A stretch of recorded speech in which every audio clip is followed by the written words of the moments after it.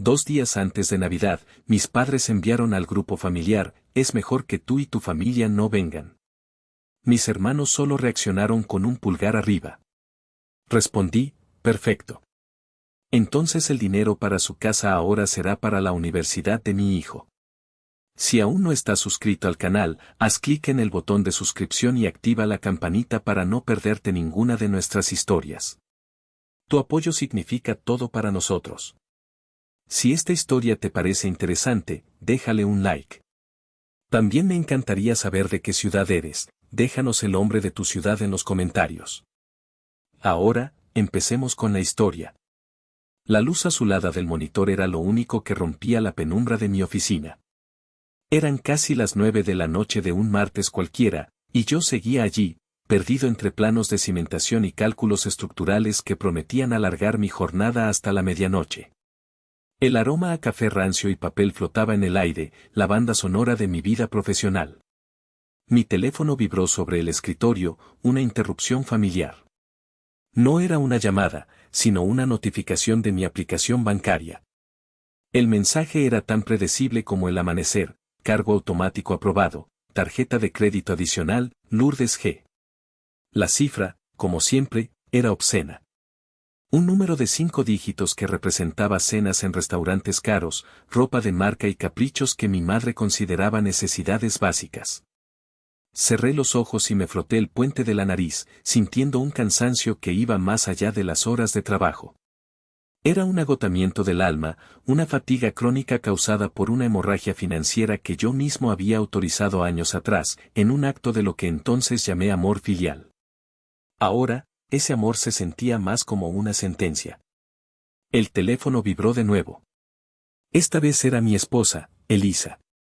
Su foto iluminó la pantalla, una imagen de nosotros en la playa, con nuestro hijo Benjamín sobre mis hombros. La sonrisa de Elisa en esa foto era genuina, despreocupada. Una sonrisa que últimamente veía con menos frecuencia. Contesté, tratando de inyectar algo de energía en mi voz. Hola, amor. Hola, Damián, ¿ya vienes a casa? Benjamín no quiere dormirse hasta que le des las buenas noches. Su voz era un bálsamo, suave y cálida, pero pude detectar una nota de preocupación bajo la superficie. Todavía me queda un rato, preciosa. Dile que le quiero y que mañana por la mañana jugamos a los dinosaurios antes de ir al colegio. Hubo una pausa. Sabía lo que venía. Era la misma danza que bailábamos cada mes. Oye, vi el cargo de la tarjeta de tu mamá, dijo, con delicadeza.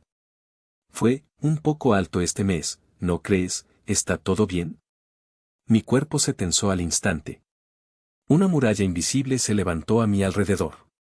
Sí, todo bien. Ya sabes cómo es mamá.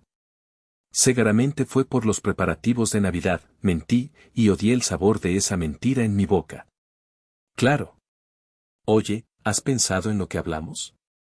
Sobre el presupuesto para nuestras vacaciones de verano. Si empezamos a ahorrar ahora, podríamos ir a ese lugar con cabañas en el bosque que le encantó a Benjamín. La defensiva se apoderó de mí, irracional y automática. Ahora no, Elisa, por favor. Estoy hasta el cuello de trabajo. Hablamos de eso el fin de semana, ¿sí? El silencio al otro lado de la línea fue más elocuente que cualquier palabra. Fue un silencio cargado de resignación, de conversaciones evitadas, de sueños pospuestos. Está bien, Damián, dijo finalmente, su voz un poco más apagada. No trabajes hasta muy tarde. Te queremos. Y yo a ustedes, respondí, pero las palabras se sintieron huecas. Colgué y me quedé mirando la pantalla del ordenador sin ver nada. La culpa me carcomía. Elisa tenía razón. Cada peso que se iba en los caprichos de mi madre era un peso que no se invertía en los recuerdos de mi propia familia, en la sonrisa de mi hijo, en la tranquilidad de mi esposa. Yo era el ingeniero jefe, el hombre que construía puentes y edificios, pero mi propia casa, la que había formado con Elisa y Benjamín, se sentía cada vez más frágil, socavada por las obligaciones autoimpuestas hacia la familia que me había criado. Era un puente colgante en medio de una tormenta, y yo estaba solo, tratando de sostener los cables con mis propias manos. Mi familia de origen operaba bajo una estructura no escrita, una especie de monarquía feudal donde mis padres, Ramiro y Lourdes, eran los reyes, y yo era el tesoro del reino. Un tesoro que, por alguna razón, tenía la capacidad de rellenarse a sí mismo cada quincena. Vivían en una casa en una colonia de clase media alta, una casa demasiado grande para dos personas cuyos hijos ya se habían ido. La habían comprado cuando yo empecé a ganar un buen sueldo, y aunque técnicamente la hipoteca estaba a su nombre, el pago mensual salía de una transferencia automática desde mi cuenta. Ellos la llamaban el patrimonio familiar. Yo, en mis momentos más oscuros, la llamaba la hipoteca perpetua. Mi padre, Ramiro, era un hombre de carácter fuerte y opiniones inamovibles. Había tenido una pequeña empresa de importaciones que fracasó estrepitosamente cuando yo estaba en la universidad. Desde entonces, había adoptado el papel de consultor independiente, una forma elegante de decir que pasaba los días leyendo el periódico y criticando la economía del país desde su sillón de cuero. Su mayor gasto era la membresía anual de un club de golf, un lujo que, según él, era esencial para mantener contactos. Yo pagaba la membresía. Mi madre, Lourdes, era la maestra de la manipulación sutil. Su arma era la culpa, y la esgrimía con la precisión de un cirujano. Cada conversación comenzaba con un suspiro dramático sobre lo difícil que era todo, seguido de una lista de gastos imprevistos: el coche necesitaba llantas nuevas, el jardinero había subido su tarifa. El recibo de la luz había llegado por las nubes. Nunca pedía dinero directamente. Simplemente presentaba el problema y esperaba, con una mirada de mártir, a que yo ofreciera la solución. Y siempre lo hacía. Luego estaban mis hermanos, los príncipes del reino. Noelia, mi hermana mayor, tenía 38 años y vivía en un estado de adolescencia perpetua. Estaba casada con un hombre igualmente irresponsable y juntos tenían la asombrosa habilidad de gastar más de lo que ganaban. Noelia estaba convencida de que su verdadero llamado era ser diseñadora de modas.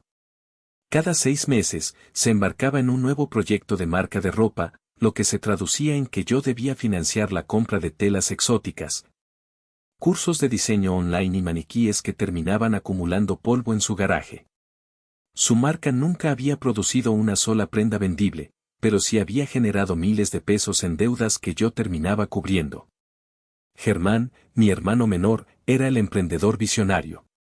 A sus 30 años, cambiaba de idea de negocio millonaria con la misma frecuencia con la que cambiaba de calcetines.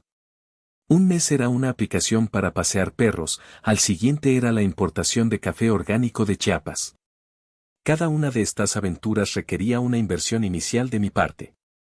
El dinero desaparecía, el negocio nunca despegaba y Germán volvía a casa de mis padres a planear su siguiente golpe de genialidad desde el sofá. Mi rol en esta corte real estaba claramente definido. Yo no era un hijo o un hermano, era una institución financiera. Era el Banco Damián, abierto las 24 horas, sin comisiones y con una política de crédito ilimitado. Y lo peor de todo es que durante años, yo había aceptado ese papel con una especie de orgullo retorcido. Me había tragado el discurso de mi padre sobre el deber de un hijo y las lágrimas de mi madre sobre la unidad familiar. Creía que al proveerles, estaba siendo un buen hombre, un hijo exitoso. No fue hasta que nació Benjamín que las grietas en esa fachada comenzaron a aparecer. Cuando sostenía a mi hijo en brazos, sentía un tipo de responsabilidad completamente diferente. Era un amor puro, incondicional, que no exigía nada a cambio más que mi tiempo y mi protección. Empecé a ver los cheques que firmaba para mi familia no como actos de generosidad, sino como recursos que le estaba robando al futuro de mi propio hijo. Cada peso gastado en un capricho de Noelia era un peso menos en el fondo para la universidad de Benjamín. Cada inversión fallida de Germán era un viaje familiar que nunca haríamos. Elisa, con su paciencia infinita, intentaba hacérmelo ver. Amor, tu familia te quiere, pero no te respetan, me dijo una noche, después de que tuviera que cancelar nuestros planes de fin de semana para resolver una deuda de juego de mi padre. No ven al hombre, solo ven la cartera. En ese momento, me enfadé con ella. Le dije que no entendía, que la familia era lo primero. Pero en el fondo, sabía que tenía razón. La corte real que yo había financiado durante tanto tiempo no estaba construida sobre el amor, sino sobre la dependencia. Y yo no era el tesorero, era el prisionero que pagaba por los barrotes de su propia celda. La discusión sobre el nuevo teléfono de Germán fue la gota que empezó a derramar el vaso. Sucedió durante la cena del domingo, un ritual semanal que se había convertido más en una obligación que en un placer. Estábamos todos en la casa de mis padres, el aire cargado con el aroma del estofado de mi madre y una tensión apenas disimulada. Entonces, Damián, comenzó Germán, con esa falsa casualidad que siempre precedía a una petición. Estuve viendo el nuevo iPhone. La cámara es increíble, sería perfecta para las fotos de producto de mi nuevo proyecto. Su nuevo proyecto era la venta de velas aromáticas artesanales.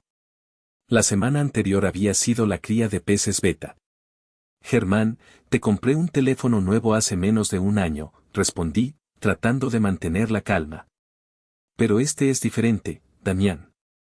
Es una inversión en el negocio, insistió, mientras mi padre asentía con la cabeza, como si Germán estuviera presentando un plan de negocios en una sala de juntas. Mi respuesta es no, Germán. Si lo quieres, tendrás que pagarlo tú mismo. El silencio que cayó sobre la mesa fue pesado y acusador. Mi madre dejó de servir la ensalada. Mi hermana Noelia me miró con desdén. Mi padre frunció el ceño.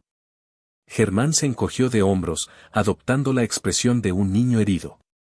La cena continuó en una atmósfera gélida. Nadie me dirigió la palabra durante el resto de la noche. Mientras conducía de vuelta a casa, con Elisa en silencio a mi lado, la ira y la frustración bullían en mi interior. No era por el teléfono. Era por todo lo que representaba. Era el desprecio, la expectativa, la audacia de su derecho adquirido. Mi mente se convirtió en un pasillo oscuro, y a ambos lados, iluminados por focos solitarios, se exhibían los monumentos de mis sacrificios pasados. Era mi museo personal. La primera exhibición era un coche. Un Nissan Tsuru de segunda mano, color rojo cereza, el primer coche que compré con mi primer sueldo de ingeniero. Lo amaba. Representaba mi independencia, mi esfuerzo. Tenía 25 años. Una noche, mi padre me llamó, con la voz quebrada por el pánico. Una mala inversión, una deuda con gente peligrosa.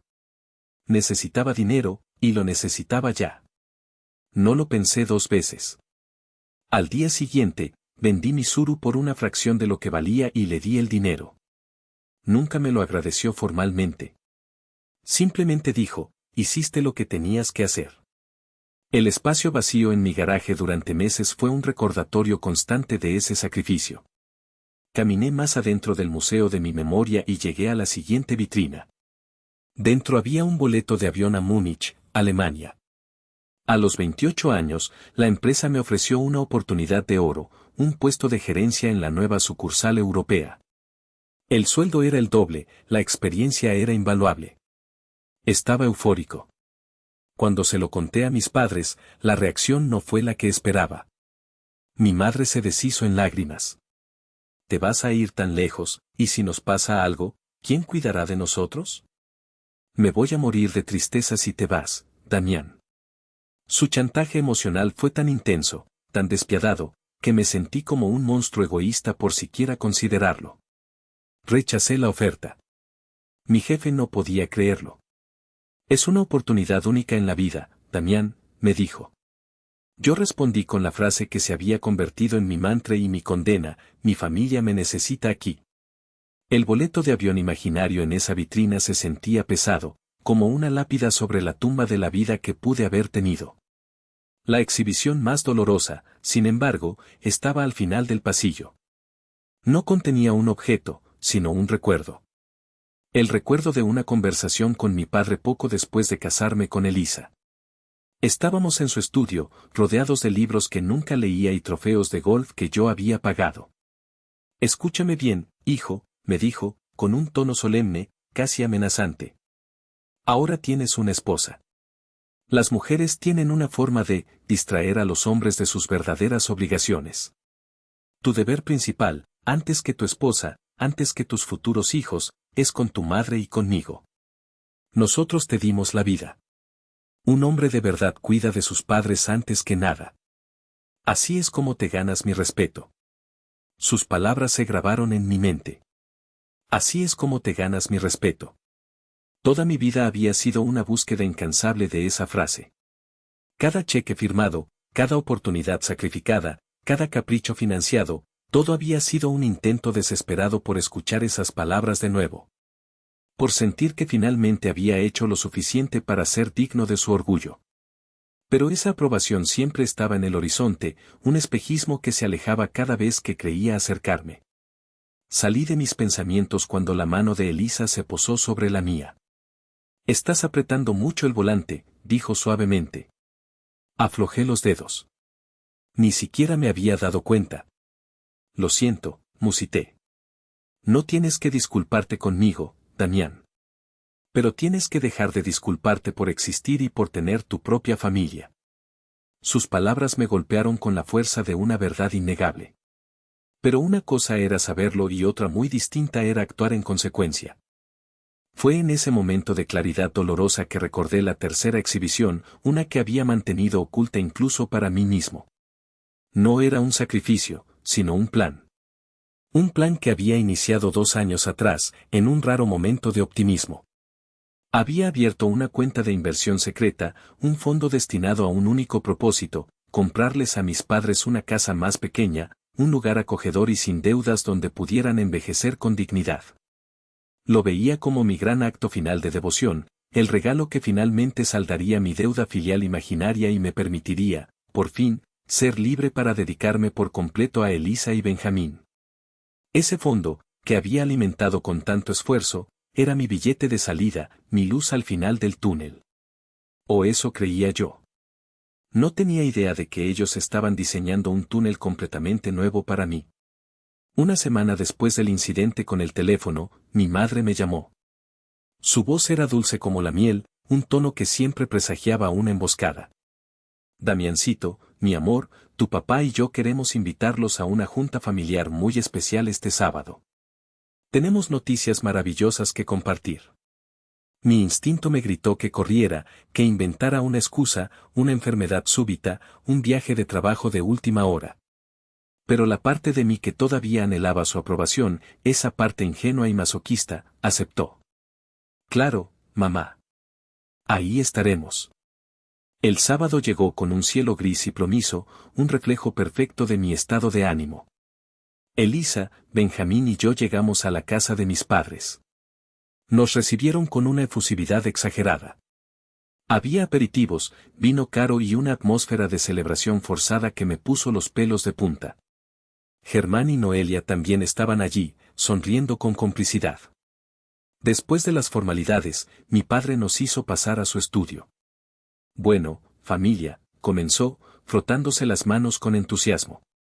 Como saben, su madre y yo ya no estamos para los trotes de esta casa tan grande. Hemos estado pensando en mudarnos a un lugar más adecuado para nuestra edad. Por un momento, sentí un destello de esperanza. ¿Era posible que hubieran llegado a la misma conclusión que yo? ¿Que mi plan secreto para comprarles una casa más pequeña ya no sería necesario? Mi esperanza duró exactamente 10 segundos. Lourdes, mi madre, desplegó sobre el escritorio de caoba un folleto satinado, brillante y a todo color. No era el anuncio de un acogedor departamento en una zona tranquila. Era el catálogo de un fraccionamiento residencial de lujo en las afueras de la ciudad. Piscinas, canchas de tenis, casa club, seguridad privada a las 24 horas. Era el tipo de lugar donde viven los millonarios, no los jubilados. Hemos encontrado el lugar perfecto, dijo mi padre, su voz resonando con orgullo. Señaló con un dedo grueso una de las páginas. Mostraba una opulenta casa de 2 pisos con un jardín impecablemente cuidado y una fachada de piedra. Esta será la nueva casa de la familia. Me quedé sin palabras.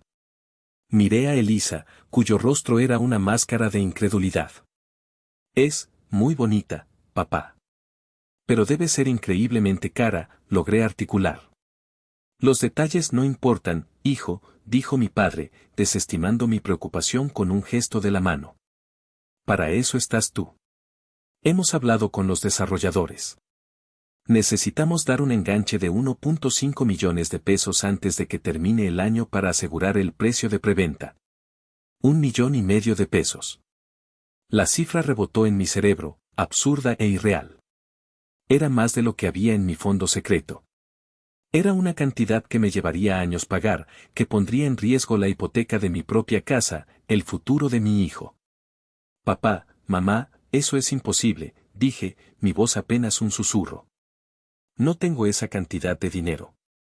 Tonterías, intervino mi madre, con una sonrisa que no llegaba a sus ojos. Sabemos que eres muy ahorrador. Y es una inversión para el futuro de todos. Fue entonces cuando noté un pequeño detalle en la hoja de solicitud que estaba junto al folleto. La habían llenado con antelación, con una confianza pasmosa. Y allí, en la línea de futuros residentes, no solo estaban los nombres de Ramiro y Lourdes. También estaba el de Noelia. El frío que sentí no tuvo nada que ver con el clima. Fue un frío interno, paralizante. La verdad me golpeó con la brutalidad de un puñetazo en el estómago. Esto no era una casa de retiro para ellos. Era una mansión familiar financiada por mí, un nuevo palacio para la corte real, donde mi hermana y su prole también vivirían a mis expensas. Mi plan de comprarles una casa pequeña para finalmente ser libre había sido una fantasía infantil. Ellos no querían ser liberados de sus cargas, querían darme una carga más grande, una cadena más pesada, una que me ataría a ellos para siempre. Miré a mi alrededor. Vi las sonrisas expectantes de mis hermanos, la mirada calculadora de mi madre, el semblante autoritario de mi padre. No estaban pidiendo. Estaban decretando. Y en sus ojos, vi mi futuro, un ciclo interminable de trabajo y sacrificio, no para mi esposa e hijo, sino para mantener a flote sus delirios de grandeza. En ese momento, el puente colgante que había estado sosteniendo con mis manos finalmente comenzó a ceder. Salimos de esa junta familiar en un silencio sepulcral. Benjamín se había quedado dormido en el coche, ajeno a la bomba que acababa de estallar. Elisa no dijo una palabra, pero su mano sobre mi pierna era un ancla en medio de mi tormenta interna. El peso del ultimátum de 1.5 millones de pesos me oprimía el pecho, dificultando la respiración. Decidí que no podía dejar las cosas así. Tenía que intentarlo una última vez. Tenía que apelar a la razón, a la lógica, a cualquier vestigio de sensatez que pudieran tener. Al día siguiente, pedí salir temprano del trabajo y conduje hasta su casa. Los encontré en la sala, viendo la televisión, como si la conversación del día anterior nunca hubiera ocurrido. Mamá, papá, necesito hablar con ustedes. En privado, dije, mi voz más firme de lo que me sentía. Apagaron la televisión con desgana y me siguieron al estudio, el escenario de tantos de mis interrogatorios financieros. Cerré la puerta. Miren, he estado pensando en lo de la casa nueva, comencé, eligiendo mis palabras con cuidado. Entiendo que quieran un cambio, y quiero ayudarlos. De verdad que sí. Pero la cantidad que mencionaron, es simplemente imposible para mí. Tengo una hipoteca, los gastos de Benjamín, estoy tratando de construir un futuro para mi propia familia. Les hablé de mi plan, el que había guardado en secreto. He estado ahorrando para comprarles un lugar. Un departamento bonito, más pequeño, sin deudas. Un lugar donde puedan vivir tranquilos, sin preocupaciones. Esperaba ver un atisbo de comprensión, quizás incluso de gratitud. En cambio, me encontré con dos rostros que se endurecían como el cemento fresco. Un departamento, espetó mi madre, la palabra goteando desdén. ¿Quieres meternos en una caja de zapatos después de todo lo que hemos hecho por ti? Eso es todo lo que valemos, Damián. No se trata de lo que valen, mamá. Se trata de lo que es realista, supliqué. Mi padre, que había permanecido en silencio, se levantó de su sillón. Su presencia llenó la habitación. Realista, repitió, su voz baja y amenazante. ¿Sabes lo que no es realista, Damián? Que un hijo le dé la espalda a sus padres. Que un hijo permita que su esposa lo manipule y lo ponga en nuestra contra. Elisa no tiene nada que ver con esto, estallé, mi paciencia finalmente rota. Esto es sobre matemáticas básicas, sobre responsabilidad, no puedo y no voy a hipotecar el futuro de mi hijo para pagar sus lujos. El rostro de mi padre se congestionó de ira. Dio un paso hacia mí y, por un segundo, pensé que me iba a golpear. No me levantes la voz en mi propia casa. La casa que, por cierto, sigues pagando tú, me recordó con crueldad. He trabajado toda mi vida, he sacrificado todo por ustedes. Y ahora que te pido una cosa para asegurar el futuro de esta familia, me sales con estas tonterías. Esperaba más del hijo que crié. Me has decepcionado. La palabra decepcionado. Ahí estaba. La daga que siempre guardaba para el final. La palabra que convertía mis rodillas en gelatina. Pero esta vez, algo fue diferente. El dolor estaba allí, agudo y familiar, pero debajo de él, algo nuevo comenzaba a arder, una rabia fría y lúcida. Me di cuenta de que su decepción no era por mis acciones, sino por mi negativa a seguir siendo su marioneta. Me levanté, mi cuerpo temblando ligeramente. Si estar a la altura de sus expectativas significa destruir a mi propia familia, entonces prefiero decepcionarlos todos los días de mi vida. Salí del estudio y de la casa sin mirar atrás. Mientras me alejaba, podía sentir sus miradas clavadas en mi espalda, no de tristeza, sino de furia. La conversación imposible había terminado. Y con ella, cualquier esperanza de una solución pacífica. Los días siguientes fueron un infierno silencioso. No hubo llamadas, ni mensajes. Era un punto muerto, una guerra fría en la que cada bando esperaba que el otro cediera. Yo pasaba las noches en vela, repasando los números, buscando una salida que no existía. Elisa me observaba con una tristeza infinita en los ojos, dándome espacio pero siempre presente, un faro de apoyo silencioso. La tregua, si es que se le podía llamar así, se rompió de la manera más moderna y cobarde posible, a través de una pantalla. Era el 23 de diciembre, 2 días antes de Navidad. La tensión en el aire era tan espesa que se podía cortar con un cuchillo. Habíamos decidido pasar la Nochebuena en casa, solo nosotros tres, evitando el campo de minas que sería la cena en casa de mis padres. Yo estaba en el suelo de la sala, tratando de armar una complicada pista de coches de juguete para Benjamín, que correteaba a mi alrededor, riendo y ajeno a la tormenta que se cernía sobre nosotros. Por un momento, casi logré olvidar el desastre. La risa de mi hijo era un antídoto potente. Entonces, mi teléfono vibró sobre la alfombra. El nombre del grupo de WhatsApp parpadeó en la pantalla, Familia Unida. Un nombre que en ese momento sonaba como una broma macabra. Lo ignoré. No quería que nada arruinara ese pequeño oasis de paz. Pero vibró de nuevo. Y de nuevo.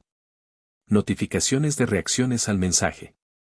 La curiosidad, esa bestia traicionera, me venció. Abrí la aplicación. El mensaje era de mi madre, Lourdes. Estaba dirigido a mí, pero enviado al grupo para que todos lo vieran. Para que fuera una humillación pública. Decía: Damián, ya que valoras más a tu nueva familia que a la que te dio la vida, es mejor que tú, Elisa y el niño Benjamín no vengan a la cena de Navidad. No queremos esa energía negativa aquí. Leí el mensaje una vez. 2 veces. 3.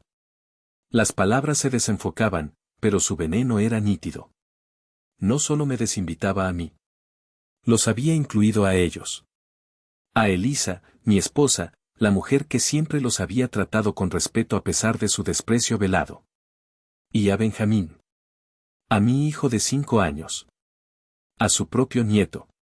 Lo llamaba el niño Benjamín, como si fuera un extraño, un estorbo. Mi sangre se congeló y luego hirvió, todo en el lapso de un segundo. Pero lo peor vino después. Debajo del mensaje, aparecieron las reacciones. Un corazón rojo de mi hermana, Noelia. Un pulgar hacia arriba de mi hermano, Germán. Ni una sola pregunta. Ni un mamá, ¿no crees que te estás pasando? Ni un por qué meter al niño en esto. Solo un apoyo silencioso y cómplice a su crueldad. Me quedé mirando la pantalla, el plástico del coche de juguete clavándose en mi rodilla. Escuché la risa de Benjamín mientras perseguía a nuestro perro por la sala. Una risa pura, inocente. Y esa risa, en contraste con la malicia que emanaba de la pantalla de mi teléfono, fue lo que finalmente rompió la presa dentro de mí. La presa de años de deber, de culpa, de miedo a la decepción. Todo se vino abajo en una avalancha de furia protectora. Ya no se trataba de mí. Se trataba de él. Habían cruzado una línea que no sabía que existía, y al hacerlo, me habían liberado. Benjamín tropezó y cayó sobre la alfombra. Su risa se convirtió en un pequeño puchero. Corrí hacia él, lo levanté en brazos y lo abracé con fuerza, inhalando el olor a champú de bebé de su pelo. Él se acurrucó en mi cuello, buscando consuelo. Y en ese simple gesto, todo cambió.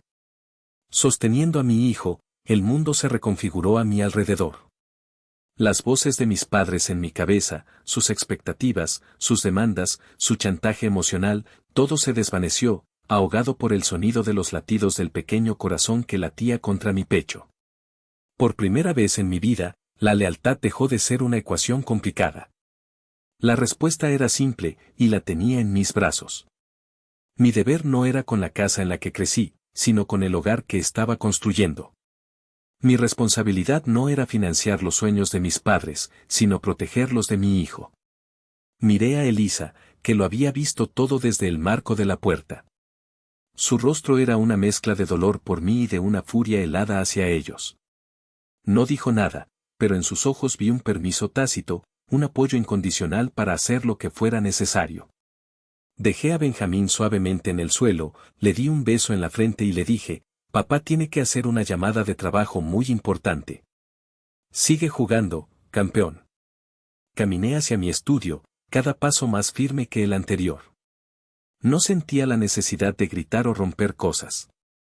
La rabia que me consumía no era caliente y explosiva, sino fría y metódica. Era la rabia de un ingeniero que ve una estructura fallida y sabe que debe ser demolida para construir algo nuevo y más fuerte sobre sus cimientos. Cerré la puerta y me senté frente a mi escritorio. El mundo exterior desapareció. Ya no había un hijo tratando desesperadamente de complacer a sus padres. En esa silla solo estaba sentado un padre y un esposo, un guardián cuyo único propósito era proteger a su familia del veneno que intentaba infiltrarse.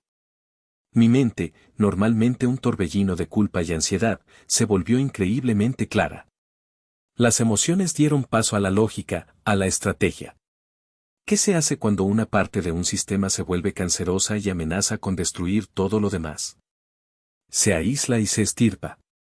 Me vino a la mente una imagen, un documental sobre la naturaleza que había visto con Benjamín. Un oso pardo defendiendo a su osesno de una manada de lobos. El oso no razonaba con los lobos. No intentaba apelar a su buena voluntad.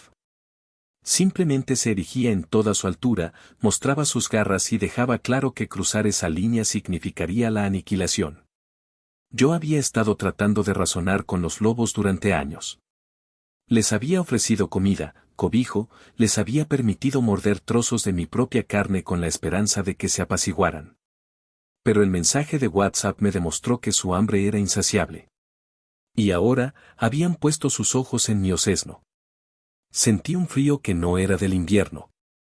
Era un silencio gélido en mi interior, donde antes había un ruidoso anhelo por su aprobación. Me di cuenta de que, por intentar ser un buen hijo, estaba en camino de ser un mal esposo y un padre irresponsable. Se acabó. El teléfono seguía sobre el escritorio, la pantalla aún mostrando el mensaje ofensivo. Lo miré, no con dolor, sino con una extraña gratitud. Era el regalo de Navidad más cruel y, a la vez, más liberador que jamás me habían dado. Era la prueba irrefutable de que no había nada que salvar.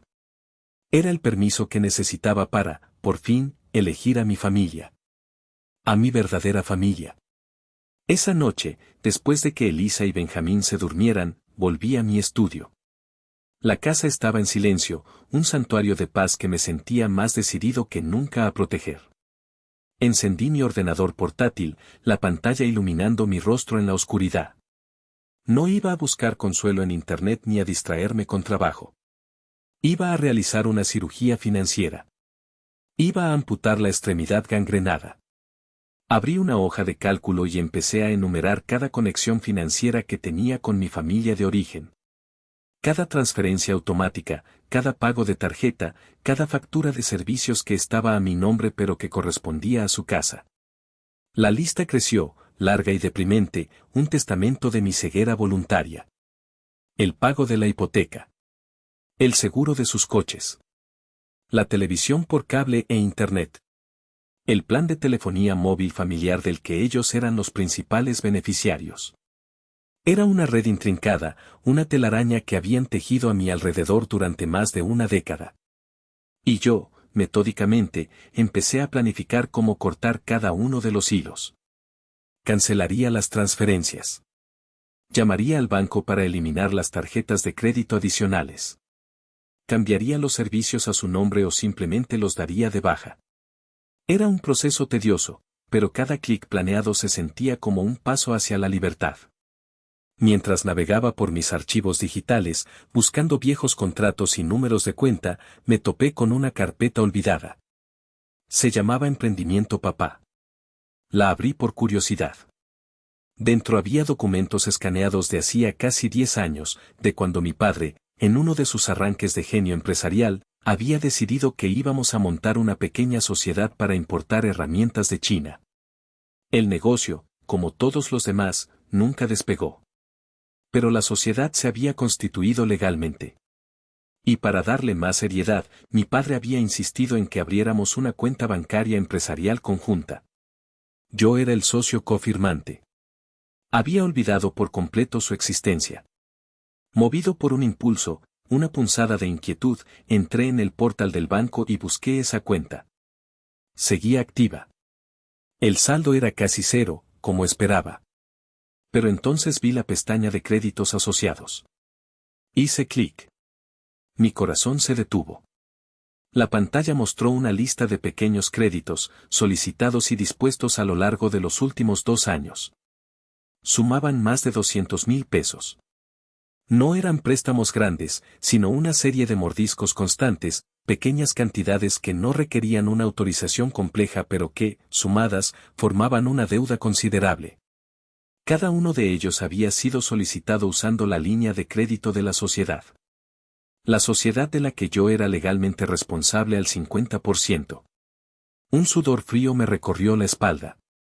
Abrí mi informe del buró de crédito, algo que no había hecho en mucho tiempo. Y allí estaba. Mi puntuación, que siempre había sido impecable, había bajado significativamente. La razón, múltiples consultas de crédito y un aumento en el nivel de endeudamiento a través de una empresa asociada. Mi padre.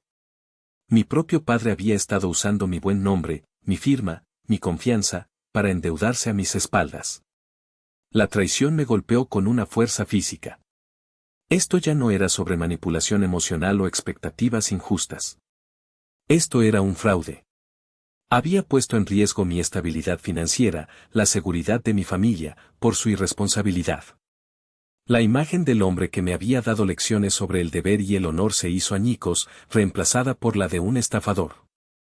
Cerré el portátil.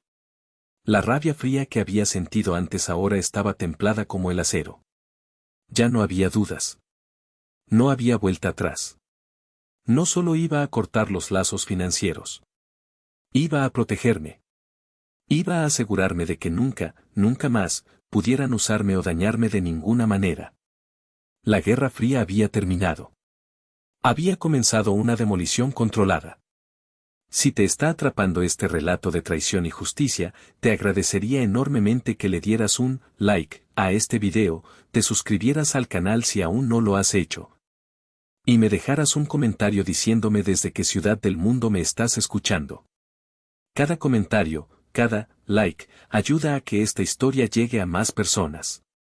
Muchas gracias por tu apoyo. Pasé el 24 de diciembre en un estado de calma extraña y productiva.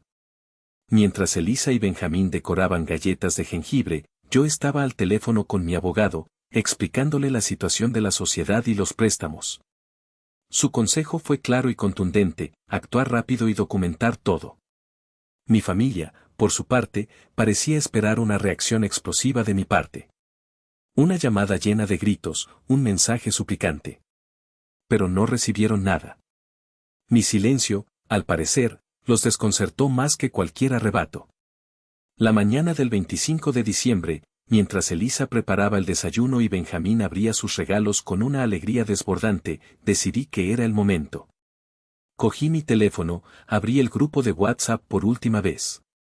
El mensaje de mi madre seguía ahí, en la cima, como una sentencia grabada en piedra digital. Las reacciones de mis hermanos seguían ahí, como pequeños monumentos a su complicidad. No escribí un párrafo. No di explicaciones. No intenté hacerles sentir culpables. Simplemente respondí directamente a su mensaje para que la notificación les llegara a todos. Mi respuesta fue corta, precisa y devastadora. Perfecto. Entendido. Entonces el dinero para su casa ahora será para la universidad de mi hijo. Envié el mensaje. Y sin esperar un segundo, seleccioné la opción salir del grupo. La aplicación me preguntó si estaba seguro. Nunca había estado más seguro de algo en mi vida. Me quedé mirando el teléfono, esperando la inevitable avalancha. Y llegó. Primero, el zumbido de un mensaje directo de Noelia, un simple. Luego, una llamada perdida de Germán. Después, una llamada de mi padre. La rechacé. Y otra de mi madre. La rechacé también. El teléfono comenzó a vibrar sin cesar, una sinfonía de pánico que, por primera vez, no me causaba ansiedad, sino una profunda y oscura satisfacción. Apagué el teléfono y lo dejé sobre la barra de la cocina. Me acerqué a mi hijo, que estaba tratando de encajar una pieza de su nuevo castillo de Legos. Me arrodillé a su lado. ¿Necesitas ayuda, campeón? Él me sonrió, su rostro iluminado por la alegría navideña. Sí, papá. Esta torre no se queda de pie. No te preocupes, le dije, tomando una de las piezas. Vamos a construirla juntos. Una que sea tan fuerte que nada pueda derribarla. Y mientras colocaba el primer ladrillo de plástico sobre la base, sentí que no solo estaba construyendo un juguete. Estaba poniendo la primera piedra de nuestro nuevo futuro. La calma en nuestra casa era un marcado contraste con la tormenta que, yo sabía, se estaba desatando en la de mis padres. Después de apagar mi teléfono, la furia digital buscó un nuevo objetivo, Elisa. Su teléfono, que había estado en silencio sobre la mesa, de repente cobró vida. La pantalla se iluminó con el nombre de suegra Lourdes. Elisa me miró.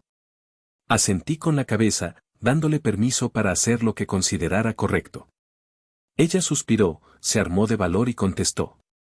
Puso la llamada en altavoz. Elisa, ¿qué demonios le pasa a tu esposo? ¿Viste el mensaje que puso? La voz de mi madre era un chillido agudo, despojado de toda su dulzura fingida. Elisa respondió con una calma que me llenó de admiración. Sí, Lourdes, lo vi. Y creo que fue una respuesta bastante clara a su mensaje de anteayer. Pero eso es ridículo, era una cosa de familia, ustedes no entienden, y ahora sale con esta estupidez del dinero para la universidad, ese dinero es para nuestra casa. Lourdes, dijo Elisa, su voz suave pero firme como el acero. Ese dinero es de Damián. Y él ha decidido que la prioridad ahora es el futuro de su hijo. Nuestro hijo. Tú, esto es culpa tuya, gritó mi madre.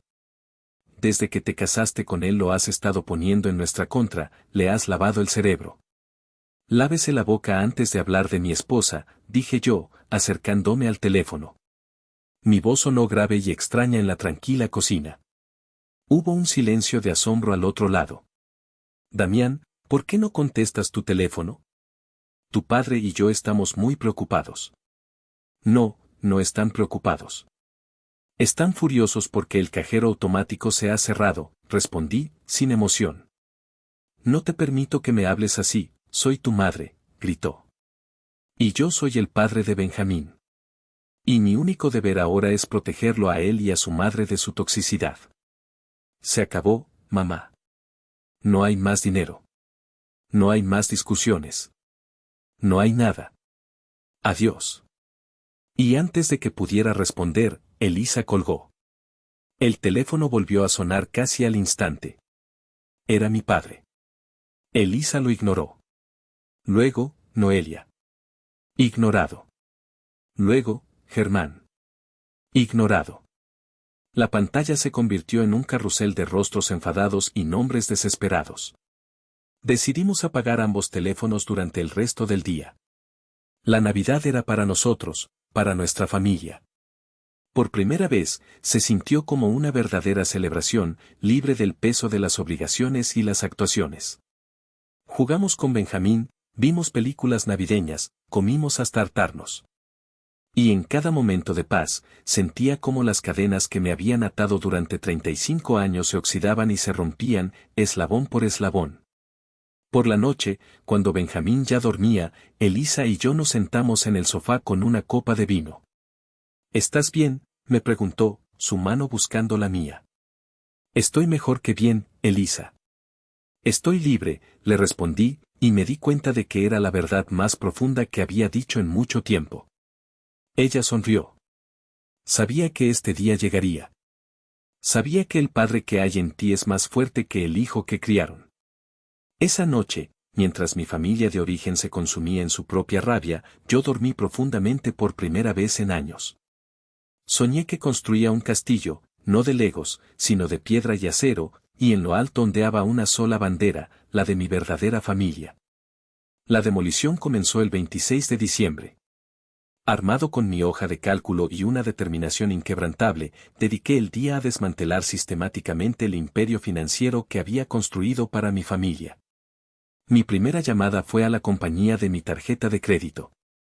Después de identificarme y pasar por los protocolos de seguridad, le expliqué a la gente que deseaba cancelar todas las tarjetas adicionales asociadas a mi cuenta principal. ¿Puede confirmarme los nombres, señor?, preguntó el agente con voz monótona. Sí. Lourdes G., Ramiro G., Noelia S. y Germán G. Hubo una pausa. Entendido, señor. Las tarjetas serán desactivadas de inmediato. Imaginé a mi madre en el supermercado, intentando pagar sus compras gourmet solo para que la tarjeta fuera rechazada. Imaginé a Noelia en su boutique favorita, pasando una humillación pública. La imagen me produjo una satisfacción sombría. La siguiente llamada fue a la compañía de televisión por cable e internet. El paquete que pagaba para su casa era el más caro, con todos los canales premium y la velocidad de internet más alta. Solicité la baja inmediata del servicio. Pero señor, tiene un contrato de permanencia. Habrá una penalización, me advirtió la operadora. No me importa. Cárguela a mi cuenta. Solo quiero el servicio cortado hoy mismo. Luego, el plan de telefonía móvil. Llamé y solicité que mi línea, la de Elisa y la de Benjamín, que aún no tenía, pero ya estaba planeada, fueran separadas en una cuenta nueva e independiente. Las líneas de mis padres y hermanos quedarían en la cuenta original, pero el método de pago sería eliminado. A partir del próximo ciclo de facturación, el problema sería suyo.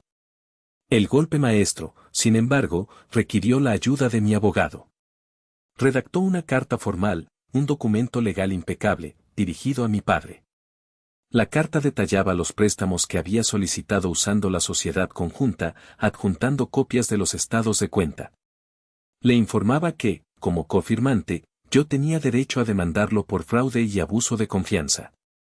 Sin embargo, la carta ofrecía una alternativa, si él asumía formalmente el 100% de la responsabilidad de esa deuda, refinanciándola a su propio nombre y liberándome de cualquier obligación legal. Yo me abstendría de iniciar acciones legales. Le daba un plazo de 30 días para cumplir. Enviamos la carta por correo certificado esa misma tarde. El último paso fue el más simbólico. Entré en el portal de mi banco, navegué hasta la sección de transferencias programadas y miré la lista. Allí estaba, la primera de cada mes, pago hipoteca papás. Con un solo clic, la eliminé. El sistema me pidió confirmar. ¿Está seguro de que desea eliminar esta transferencia permanente? Hice clic en aceptar con una sensación de triunfo. Durante los días siguientes, las consecuencias de mis acciones comenzaron a manifestarse. Recibí una serie de correos electrónicos furiosos. Mi hermana me llamó monstruo egoísta. Mi hermano me acusó de destruir a la familia. Mi madre me escribió un email larguísimo, una obra maestra de la victimización, hablando de su corazón roto y de cómo no podía creer que su propio hijo les hiciera esto. Mi padre no escribió ni llamó. Su silencio era el más ruidoso de todos. Sabía que la carta del abogado lo había arrinconado. No respondía ninguno de los mensajes. Los leía, archivaba y seguía con mi vida. Se sentía como ver un edificio en ruinas desde una distancia segura. Sabía que había gente dentro, pero eran ellos quienes habían debilitado los cimientos y prendido el fuego. Yo simplemente había dejado de jugar a ser el bombero. La obsesión de mi familia por mi traición los llevó a hacer algo que rara vez hacían, prestar atención a la vida de mi esposa. En su búsqueda de munición, de alguna pista sobre mi estado mental, mi hermana Noelia comenzó a acechar el perfil de redes sociales de Elisa. Unas 3 semanas después de Navidad, su búsqueda dio frutos. Y el fruto fue amargo para ellos. Elisa publicó una nueva foto. No era una de esas publicaciones crípticas o pasivo-agresivas.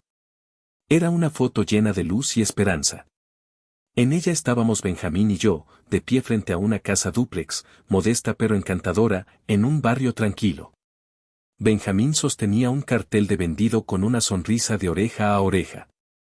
Pero fue el pie de foto de Elisa lo que convirtió la imagen en una declaración de guerra y, a la vez, de amor. Escribió. Asegurando el futuro de nuestro hijo. Hoy hemos dado un gran paso. Toda la renta generada por esta propiedad de inversión se irá directamente a su fondo universitario.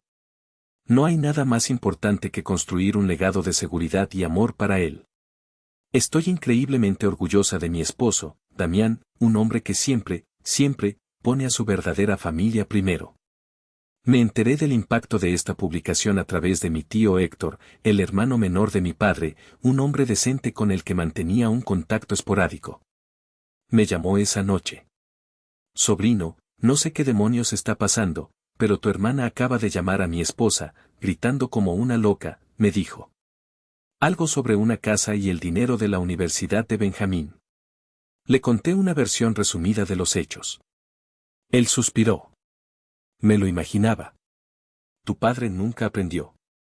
Bueno, solo te llamo para que sepas que el avispero está más que revuelto. Colgué el teléfono y sonreí. La belleza de esa jugada era su simpleza y su poder simbólico.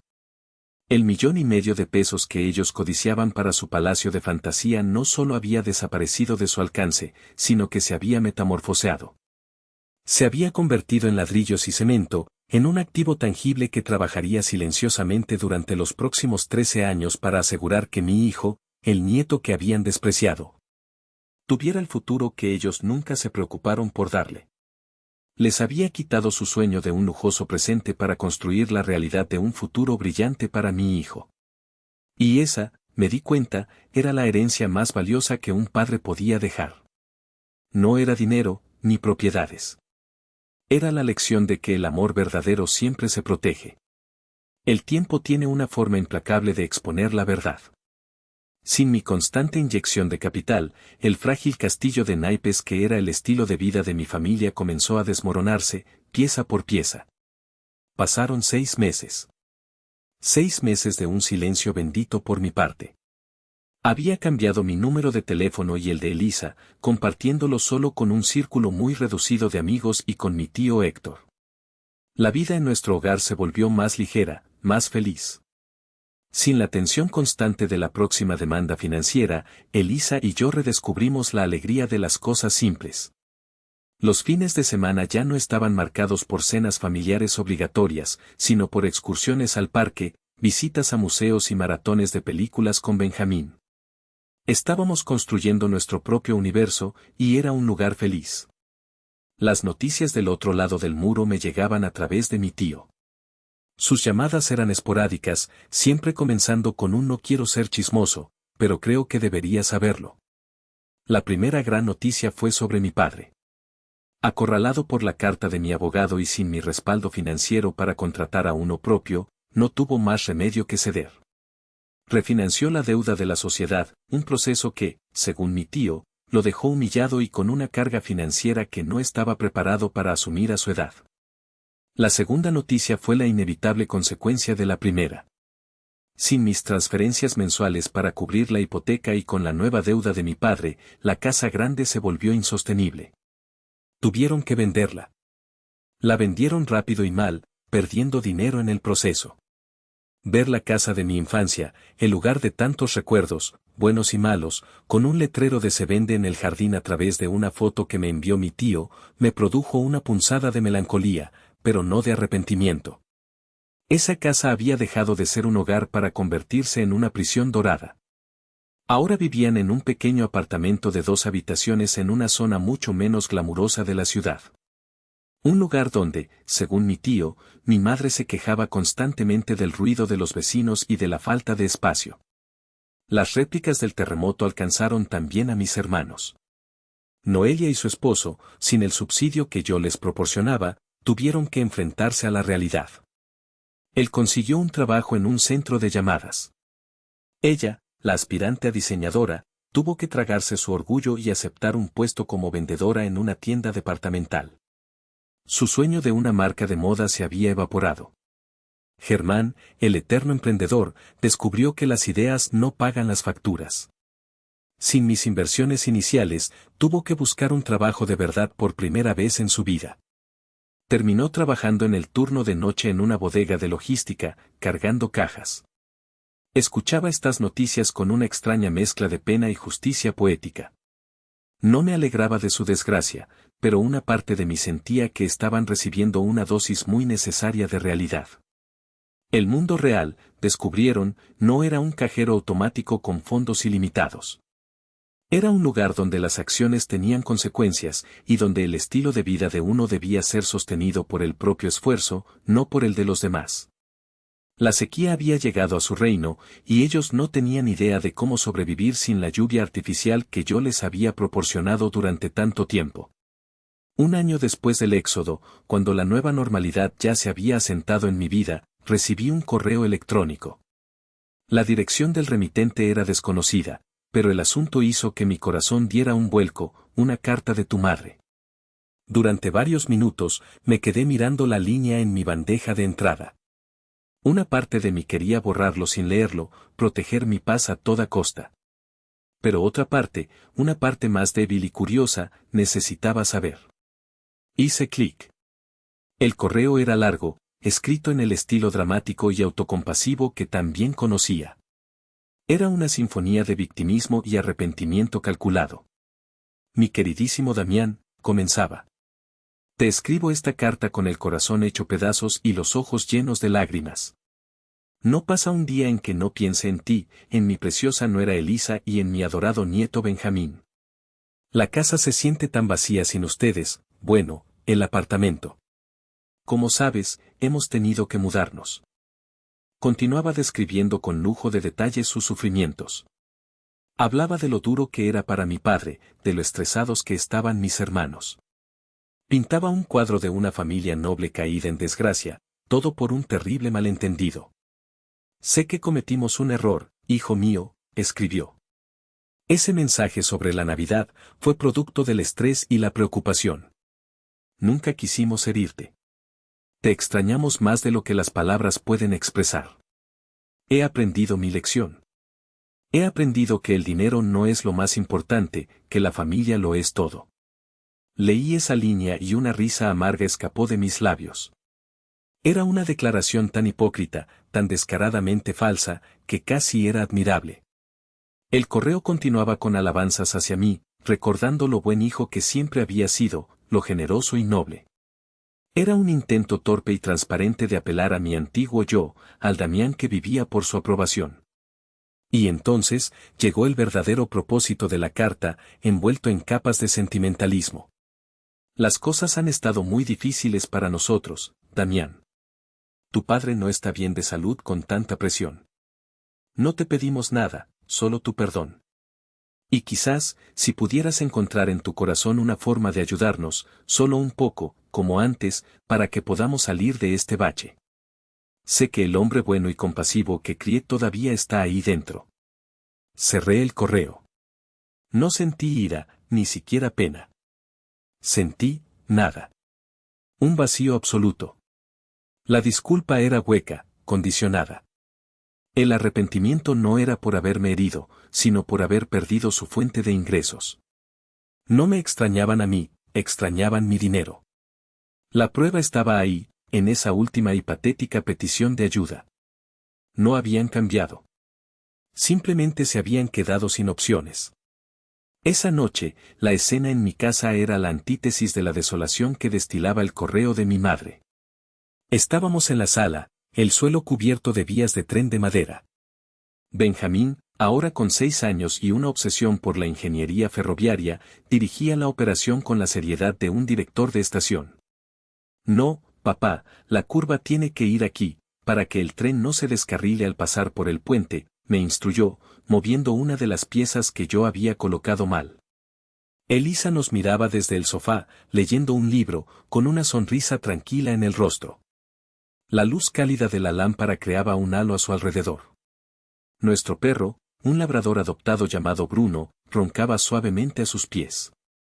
Era una escena de una domesticidad perfecta, una paz que yo había luchado por conseguir. Más tarde, cuando arropaba a Benjamín en su cama, él me rodeó el cuello con sus bracitos. Te quiero, papá, susurró contra mi hombro. Y yo te quiero a ti, campeón. Más que a nada en el universo, le respondí, mi voz un poco ahogada por la emoción. Mientras lo veía quedarse dormido, con su rostro sereno y confiado, pensé en el correo de mi madre. Pensé en sus palabras sobre el hombre bueno y compasivo que ella había criado. Y me di cuenta de que, en cierto modo, tenía razón. Ese hombre seguía ahí. Pero su compasión y su bondad ya no estaban a la venta. Ahora tenían un único destinatario, la pequeña familia que dormía bajo mi techo. Volví a la sala. Elisa había dejado su libro y me miraba, sabiendo que algo pasaba por mi mente. Recibí un correo de mi madre, le dije. Ella no preguntó qué decía. Simplemente esperó. Era lo que te imaginas. Una disculpa falsa seguida de una petición de dinero. Ella asintió lentamente. ¿Qué vas a hacer? Cogí mi portátil, abrí el correo, y sin dudarlo, lo arrastré a la papelera. Luego, vacié la papelera. Ya he hecho todo lo que tenía que hacer, respondí, cerrando el portátil. Me senté a su lado en el sofá y tomé su mano. Pasé 35 años intentando ser un buen hijo, Elisa. Y casi me cuesta mi familia. Ahora solo me interesa ser un buen esposo y un buen padre. Ella apoyó su cabeza en mi hombro. Nos quedamos en silencio, escuchando la tranquila respiración de la casa.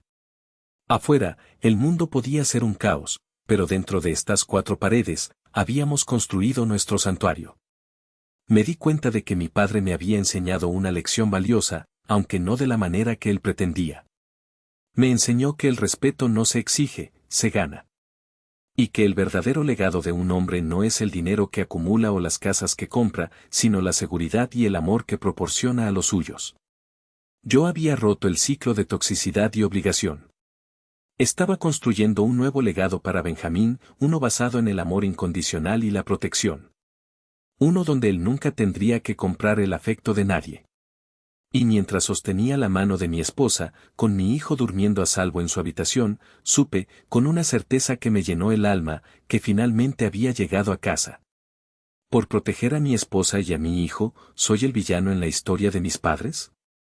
Muchas gracias por haber llegado hasta el final de esta historia.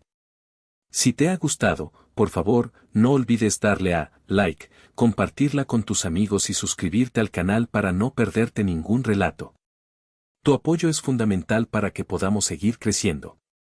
Si están disfrutando de este relato, me darían una alegría muy grande si presionan el botón de hipear. Su apoyo significa muchísimo para mí y me anima a seguir buscando historias para ustedes. Muchas gracias de corazón.